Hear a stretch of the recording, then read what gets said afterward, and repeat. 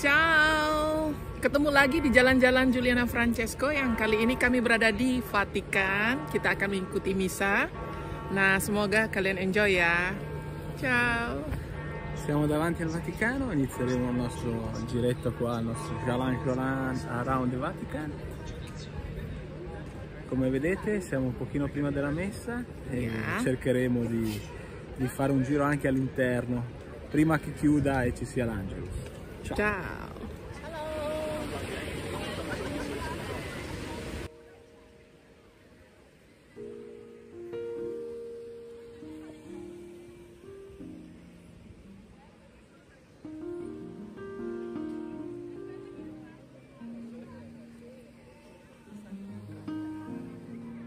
Yuk masuk ke gereja San Pietro, Santo Petrus. Oke.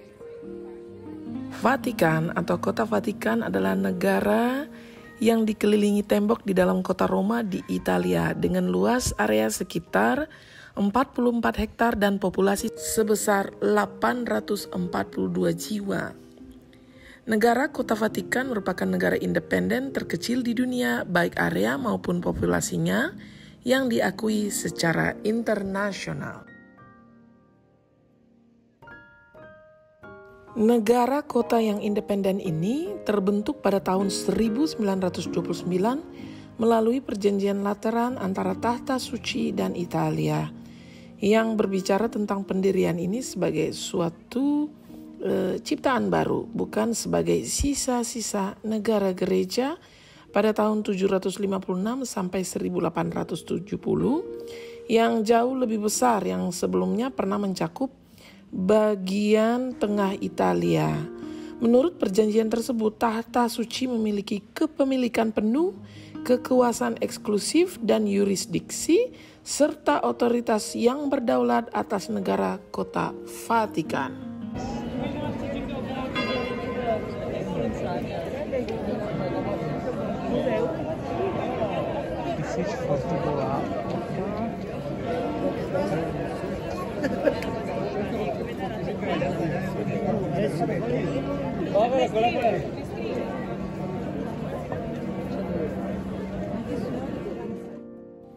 Diperkirakan bahwa daerah di kota Roma yang sebelumnya tidak dihuni ini sudah selalu dianggap suci bahkan sebelum kedatangan agama Kristen.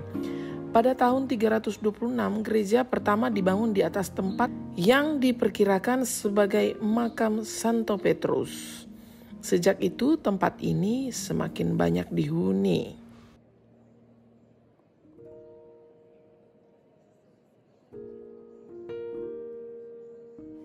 Ini adalah patung Pieta yang berada di Basilika Santo Petrus Vatikan, merupakan mahakarya Michelangelo Buonarroti, yaitu diciptakan pada tahun 1499, di mana Michelangelo hidup pada masa 1475 sampai 1564, diciptakan pada masa keemasan Renaissance.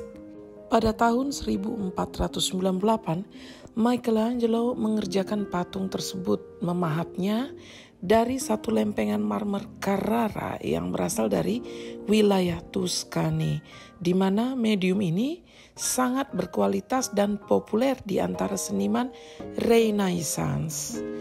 Michelangelo menggunakan marmer Carrara atau batu putih dan biru yang menjadi medium favorit para pematung sejak zaman Romawi kuno. Menurut Michelangelo, marmer Carrara merupakan bahan paling sempurna untuk pembuatan patung Pieta. Pieta satu-satunya karya Michelangelo yang bertuliskan namanya sendiri. Michelangelo menambahkan namanya setelah mendengar komentar para pengunjung yang salah mengartikan Pieta karya seniman lain, sehingga kalau kita lihat lebih dekat, tanda tangan seniman ini berupa tulisan pada pita diagonal yang melintas di atas tubuh Bunda Maria.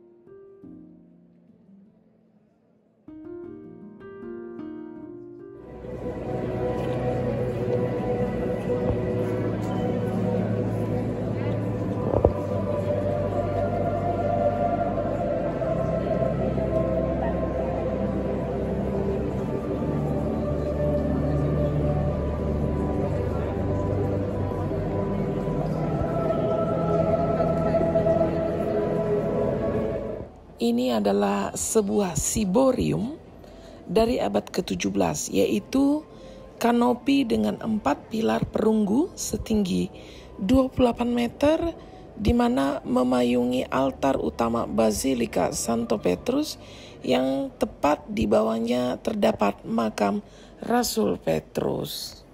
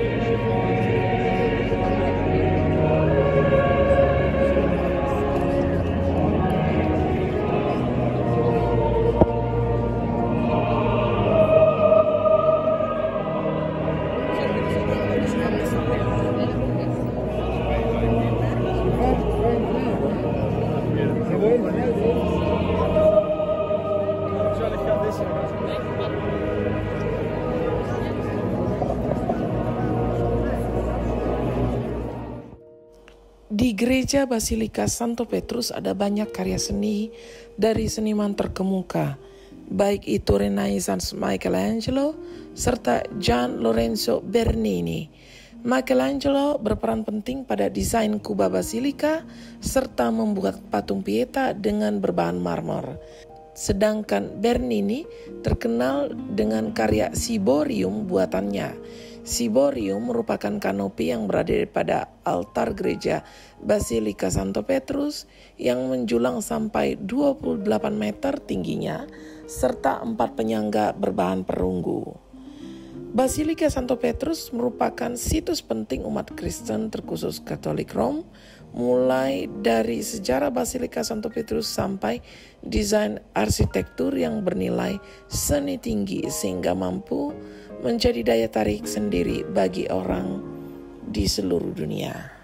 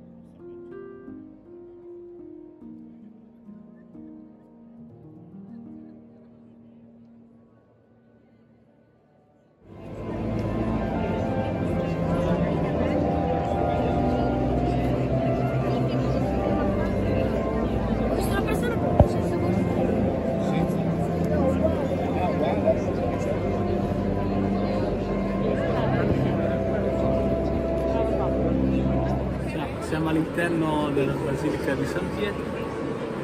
Come potete vedere la grandezza di questa chiesa e la sua magnificenza, piena di marmi e di tanta spiritualità. Vi salutiamo da qua, vedrete il nostro video intorno a tutta la chiesa. Ciao! Ciao!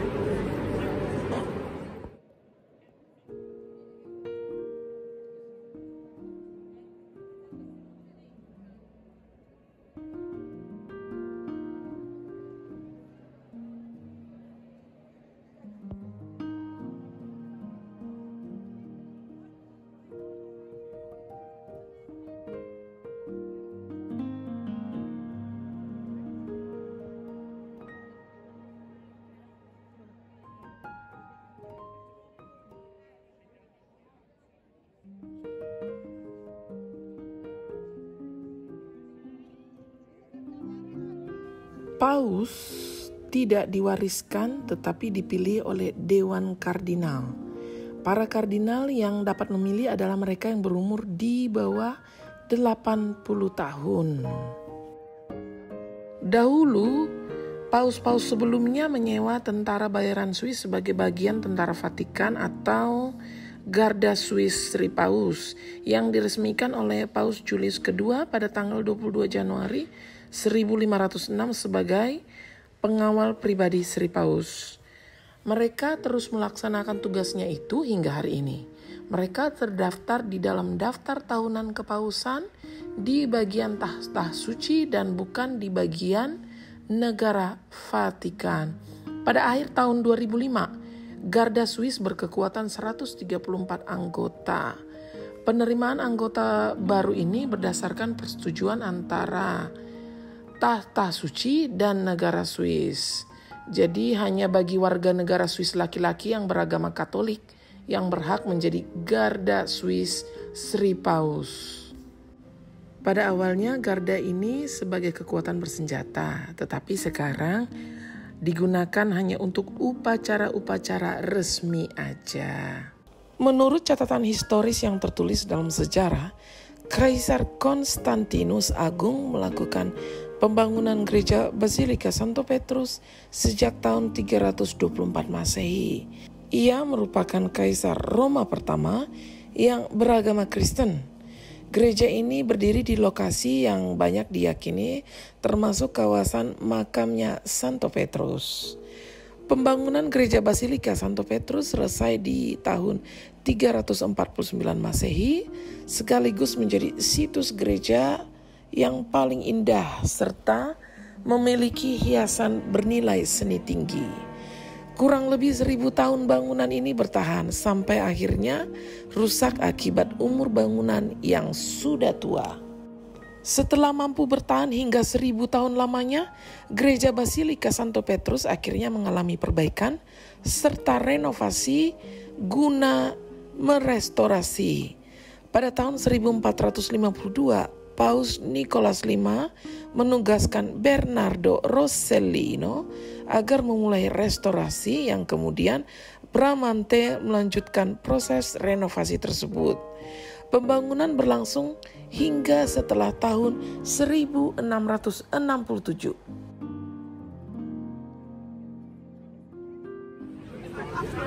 Halo, kita lagi nunggu Pop Misa jam 12 siang. Stiamo aspettando il Papa, manca poco.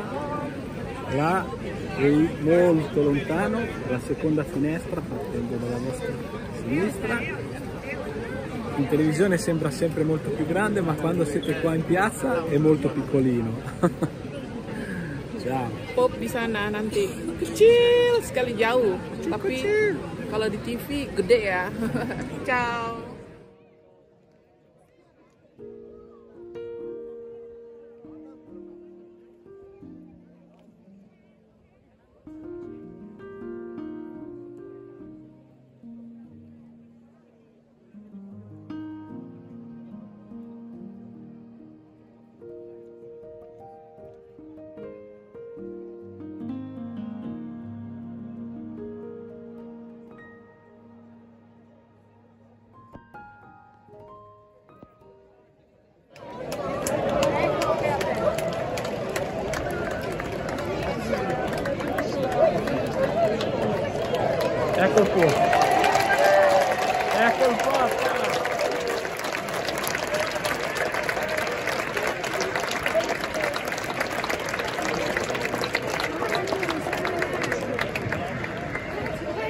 Cari fratelli e sorelle, buongiorno.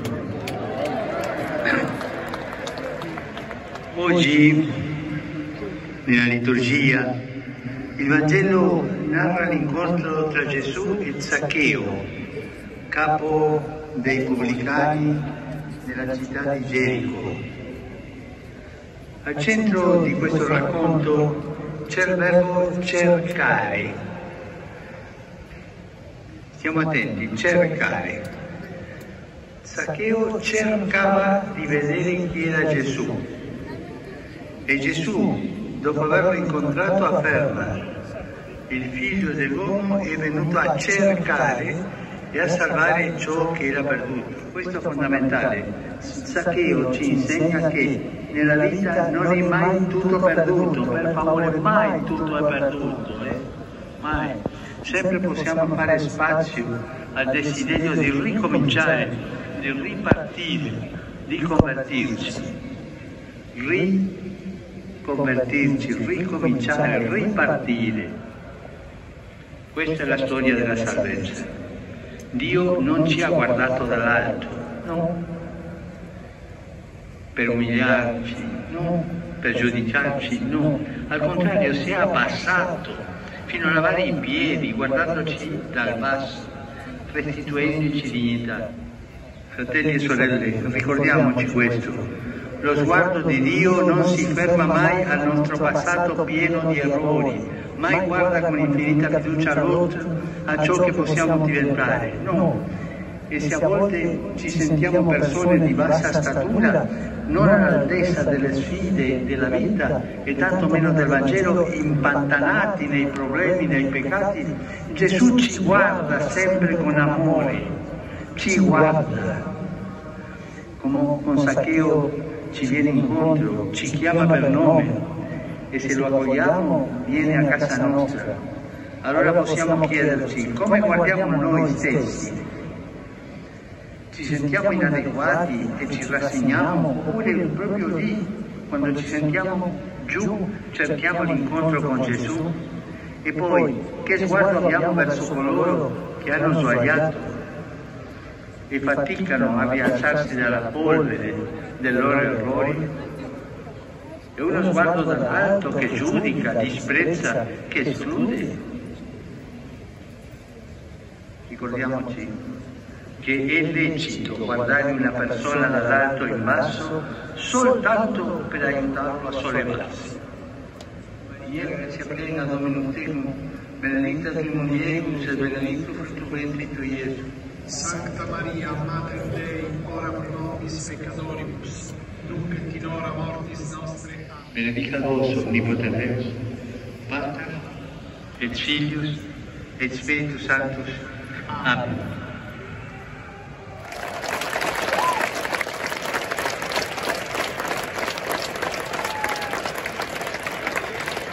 Cari fratelli e sorelle, mentre celebriamo la vittoria di Cristo sul male e sulla morte, preghiamo per le vittime dell'attentato terroristico che a Mogadiscio ha ucciso più di 100 persone, tra cui molti bambini.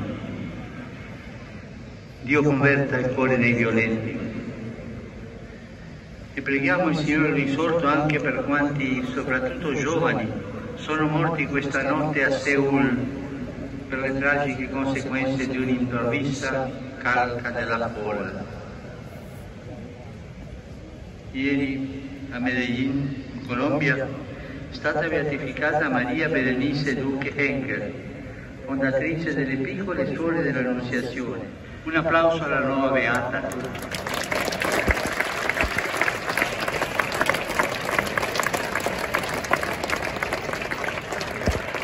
Saluto tutti voi romani e pellegrini di vari paesi, famiglie, gruppi parrocchiali, associazioni, singoli fedeli, e chieti e le religiose e i religiosi dionesiani residenti a Roma. Non dimentichiamo, per favore, nella nostra preghiera e nel nostro dolore dolore del cuore la martoriata Ucraina. Preghiamo per la pace, non ci stanchiamo di farlo.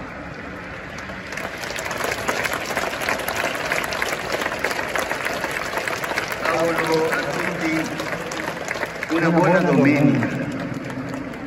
Per favore non dimenticatevi di pregare per me. Buon pranzo e arrivederci. Viva il Papa!